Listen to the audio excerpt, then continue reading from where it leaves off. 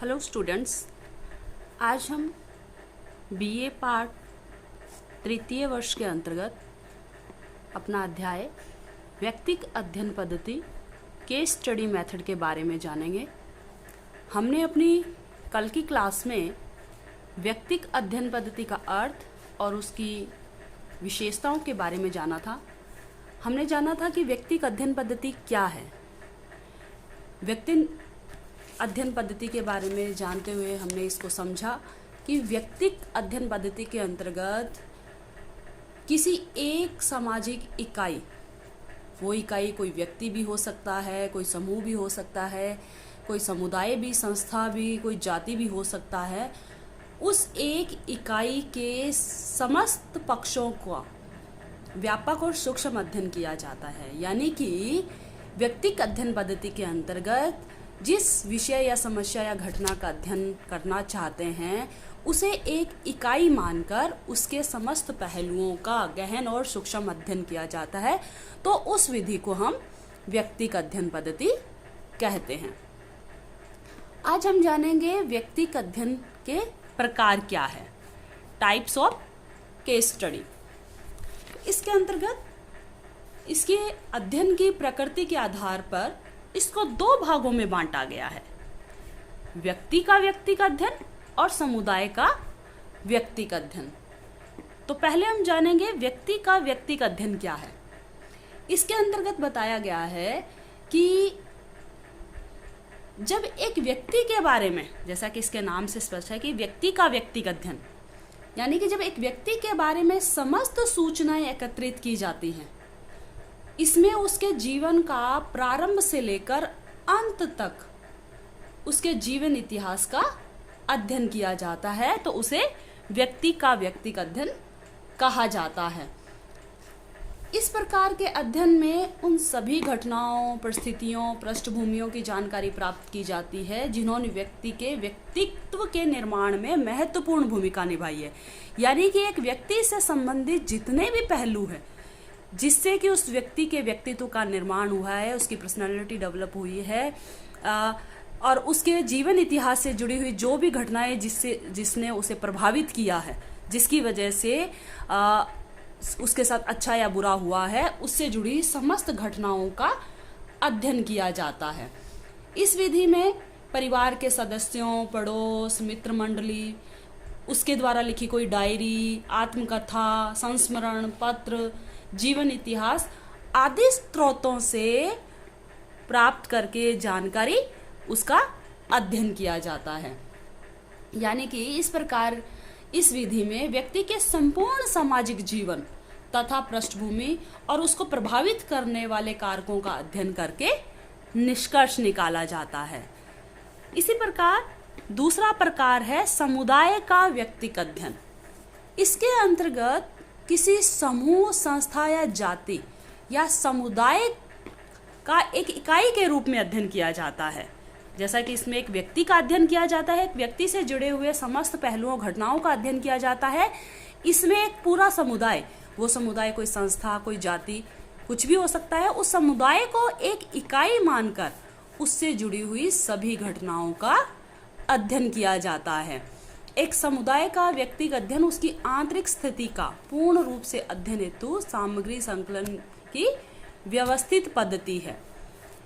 इसके लिए उन्हीं साधनों का प्रयोग किया जाता है जो साधन एक व्यक्ति के व्यक्तिगत अध्ययन के लिए प्रयुक्त किए जाते हैं। यानी कि समुदाय से जुड़े हुए, उस समुदाय से जुड़े हुए जितने भी लोग हैं, उस समुदाय से जुड़े हुए जितने संस्थाएं हैं, उन सभी का अध्ययन इसके अंतर्गत किया जाता है और निष्कर्ष निकाले जाते हैं।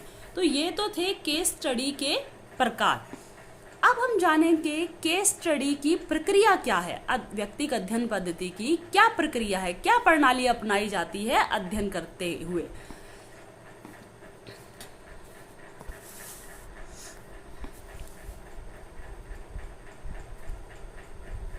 व्यक्तिगत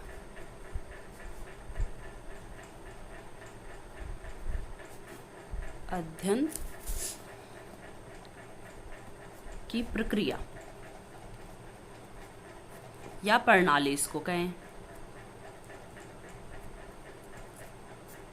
यानी कि क्या प्रणाली अपनाई जाती है।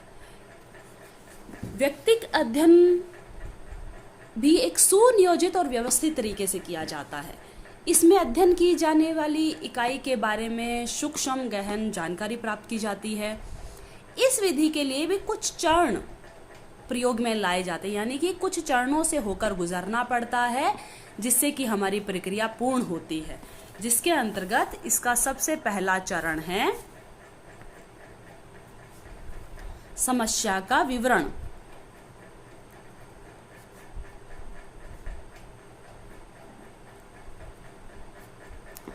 समस्या का विवरण यानी कि इस पद्धति के अंतर्गत सर्वप्रथम समस्या के प्रत्येक पक्ष की स्पष्ट व्याख्या की जाती है। प्रत्येक पक्ष की स्पष्ट व्याख्या,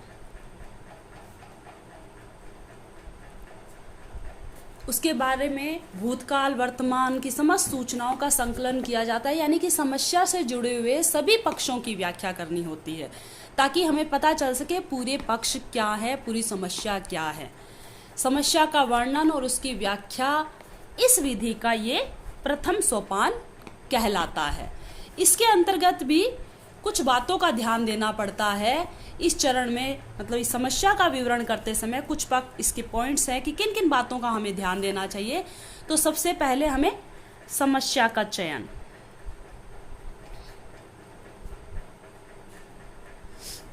इसका उप पॉइंट हो गया ये समस्या का चयन, यानी कि सबसे पहले जब हम समस्या का विवरण करने रहे हैं तो हमारी समस्या है क्या, किस समस्या का हम अध्ययन करना चाहते हैं। के अंतर्गत सर्वप्रथम यह तय किया जाता है कि किन व्यक्तिगत विषयों का अध्ययन किया जाएगा, यानी कि हमारा विषय क्या होगा, जिस समस्या क्या होगी जिसका कि हमें अध्ययन करना है। क्या वो साधारण विषय है या वो विशेष है या कोई असाधारण है। यानी कि 3 प्रकार के हमारे ये जो है विषय हो सकते हैं जिनका कि हमें अध्ययन करना है। अध्ययन समस्या का चयन करते समय जो हम विषय ले रहे हैं वो हमारा कोई साधारण विषय भी हो सकता है, कोई विशेष भी हो सकता है और कोई असाधारण विषय भी हो सकता है। तो सबसे पहले हमें अध्ययन समस्या का चयन करना है। इसका दूसरा बिंदु आता है इकाइयों के प्रकार एवं संस्था का निर्धारण।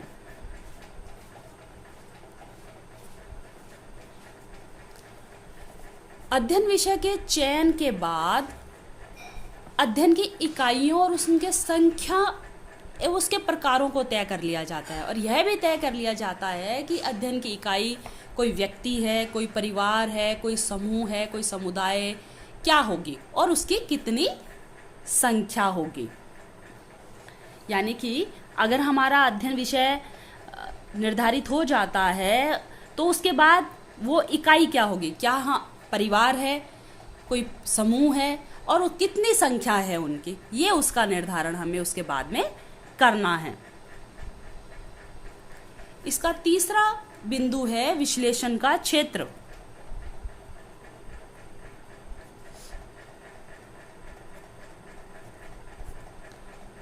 इकाइयों की संख्या निर्धारित करने के बाद यह तय किया जाता है कि समस्या के किन किन पक्षों का अध्ययन किया जाएगा। इसके अंतर्गत इकाई को प्रभावित करने वाले कारकों और उनसे प्रभावित होने वाले तत्वों का विश्लेषण किया जाता है। यानी कि अध्ययन समस्या के अंतर्गत जो हमारी अध्ययन समस्या है, जो हमारी इकाई है, उससे जुड़े हुए किन किन पक्षों का अध्ययन किया जाना है वो हम विश्लेषण के क्षेत्र के अंतर्गत निर्धारित कर लेते हैं। तो ये तो रही सबसे पहले समस्या का विवरण। समस्या का विवरण के अंतर्गत ये 3 बातें हमें ध्यान रखनी चाहिए। इसके बाद इसका दूसरा चरण आता है घटनाओं का कालक्रम। यानी कि अध्ययन पद्धति की प्रक्रिया के विभिन्न चरणों के अंतर्गत इसका दूसरा चरण है घटनाओं का कालक्रम। यानी कि समस्या के विवरण के बाद इसका अगला चरण आता है घटनाओं का कालक्रम। समस्या की विवेचना के बाद विभिन्न घटनाओं के घटित होने के क्रम को ज्ञात किया जाता है। इस दौरान यह भी ज्ञात किया जाता है कि इसमें क्या क्या परिवर्तन हुए, घटना में किस प्रकार के उतार चढ़ाव हुए, यानी कि घटनाओं प्रारंभ से लेकर अंत तक किस प्रकार का परिवर्तन हुआ, क्या क्या घटनाएं घटी, ये सभी जानने का इसमें प्रयास किया जाता है। इसके बाद इसका तीसरा चरण है निर्धारक कारक।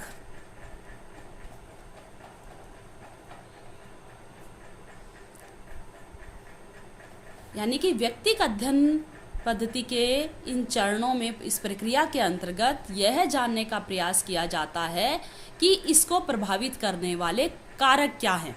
यानी कि जब भी कोई घटना घटती है तो उसके पीछे कोई ना कोई कारण अवश्य होते हैं।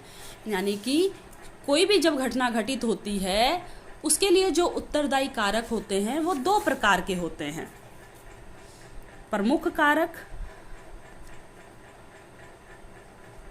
और दूसरे सहायक कारक।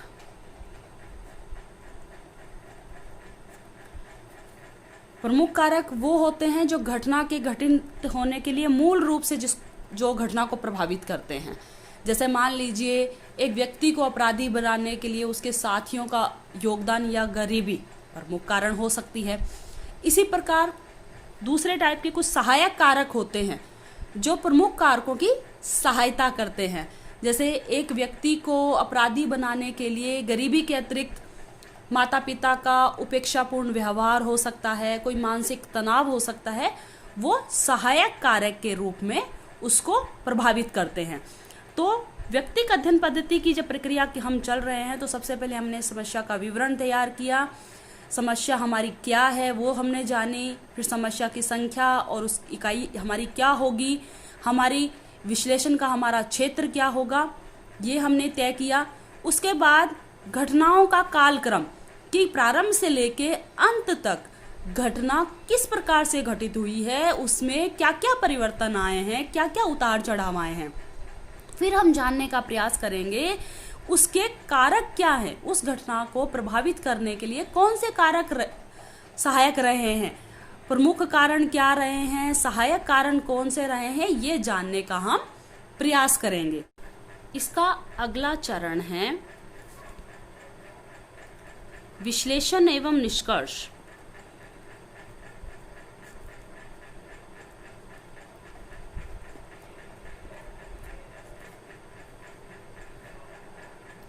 यानी कि व्यक्तिक अध्ययन पद्धति की प्रक्रिया का यह अंतिम चरण है। इसके अंतर्गत तथ्यों और सूचनाओं के आधार पर घटना का विश्लेषण किया जाता है एवं निष्कर्ष निकाला जाता है। निष्कर्षों के आधार पर ही सामान्यीकरण किया जाता है। विश्लेषण के दौरान घटना के बारे में कार्य कारण संबंधों को ज्ञात किया जाता है कि यानी कि कार्य कारण संबंध का अर्थ है कि किस घटना के पीछे कौन से प्रमुख कारण हैं और कौन से सहायक कारक रहे हैं। इसके अंतर्गत तथ्यों का वर्गीकरण, संकेतीकरण और सारणीयन किया जाता है और उसके बाद में समस्या का सामान्यीकरण करके निष्कर्ष निकाला जाता है। इस प्रकार व्यक्तिक अध्ययन की प्रक्रिया के दौरान समस्या का सबसे पहले विवरण तैयार किया जाता है, जिसके अंतर्गत अध्ययन समस्या का चयन, इकाइयों का प्रकार एवं संस्था का निर्धारण, विश्लेषण का क्षेत्र तय किया जाता है। जब समस्या का हमारा विवरण तैयार हो जाता है, जब हमारी समस्या पता चल जाती है कि हमें किस समस्या का अध्ययन करना है, उसके बाद में घटनाओं का कालक्रम देखा जाता है कि घटना प्रारंभ से लेकर अंत तक किस रूप में घटित हुई है और उसमें क्या क्या परिवर्तन आए हैं। उसके बाद में उसके निर्धारक कारक, जिसके अंतर्गत प्रमुख कारक और सहायक कारकों का पता लगाया जाता है, और अंत में विश्लेषण एवं निष्कर्ष यानी कि संपूर्ण घटनाक्रम का कार्यकारण संबंध स्थापित करते हुए, संकेतन, सारणीयन आदि करते हुए उसका विश्लेषण, व्याख्या की जाती है और निष्कर्ष निकाले जाते हैं। तो इस प्रकार व्यक्तिक अध्ययन पद्धति की ये प्रक्रिया विभिन्न चरणों से होकर गुजरती है और अध्ययन इसके अंतर्गत किया जाता है। तो स्टूडेंट्स, आज हम यहीं तक पढ़ेंगे।